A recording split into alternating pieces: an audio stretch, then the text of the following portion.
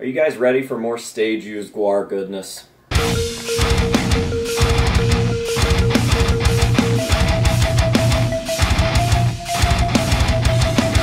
What is going on, ladies and gentlemen? AJ Good here at the House of Masks, where we unbox and review cool shit almost every single day. And yes, in today's video we have yet another stage-used Gwar piece. A stage-used Gwar mask, to be more specific. But first, I'd like to give a huge thank you to a couple of my high-tier patrons. People like Dakota Castile, Tyler Mason, Alejandro Gutierrez, Matthew Lewis, and Kent Scrimshaw. Thank you guys all very, very much for your support of the channel. You definitely do not go unnoticed. I really hope that you guys are enjoying your rewards, and we have just made some big changes to the Patreon website and all the different tier levels, so if you guys are interested in heading over there and checking it out and maybe becoming a patron for yourself, not only would you be helping the channel immensely, but you'd also be getting some cool shit in return. And with all of that out of the way, let's go ahead and get on into this package. Now, sexcuse me, but what the good is all of the stage-used Gwar stuff in my collection, unless it is toppled with limitless Sexecutioner masks. Bring on the limitless Sexecutioner mask. And allow me, AJ Good, to sexplain the seriousness of this stage-used mask. Definitely going to take a real Gwar fan to figure out what the fuck I just did with that introduction. Alright, let's see. Oh no! Professional YouTuber. As I was saying before I fucked that all up, I wanted to lay this on the ground because the box is so large and the piece itself is actually so large that it's going to be an issue. But I see it peeking out of here now, so I'm just going to go ahead and pull it out, unlike I did with your mom, and show you guys what's going on here. Oh, it came with a mannequin head too. A very strange mannequin head. What we have here is a stage-used Sexecutioner mask from the 90s.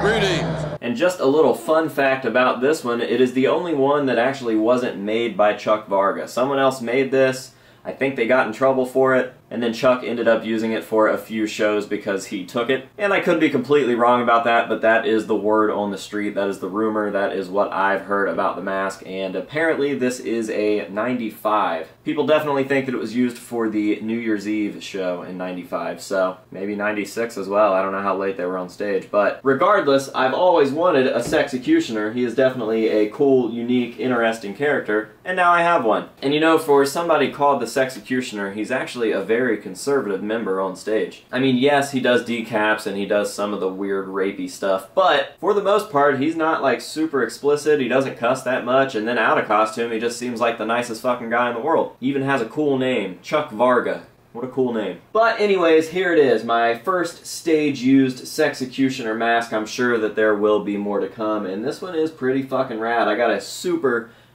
good deal on this, maybe one of the cheapest stage-used Gwar pieces I've ever purchased, but that is because I got this from my buddy Chris, and all of those guys are nice enough to sell me the props and masks that they have for the price that they paid, so there's no markup. If they got it for $100, I get it for $100. If they got it for $500, I get it for $500, $1,000, you name it, that's how it goes, and that is a super good relationship to have with someone that is exiting the hobby and someone that is getting into the hobby. Not that I haven't always been into Gwar stuff, but it's just a new thing for me to be able to acquire and purchase some of these stage-used pieces. So, that is super fucking rad.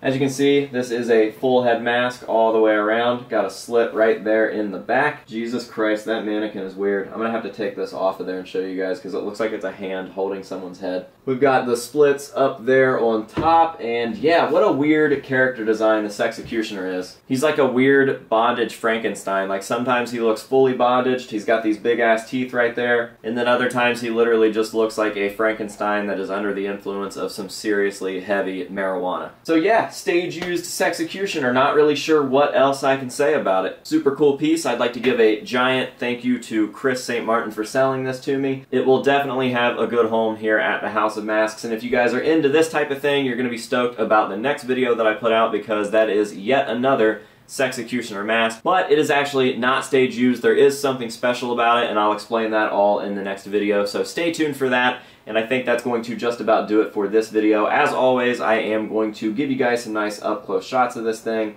Just some pretty hero shots to let you soak up all of the detail, and that will be that. So until next time, this has been AJ Good at the House of Masks telling you to say no to drugs and alcohol, and we will see you guys later.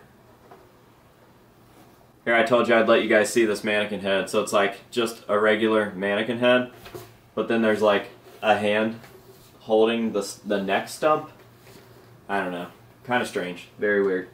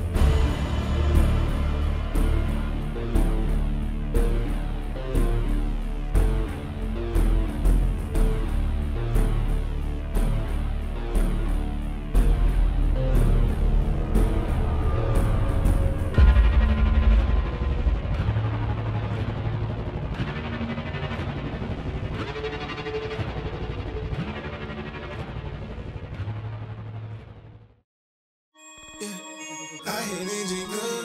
I hate AJ Good. I hate AJ Good. I hate AJ Good. I hate AJ Good. I hate AJ Good. Yeah, I love, I hate AJ Good. You need a fucking mask on.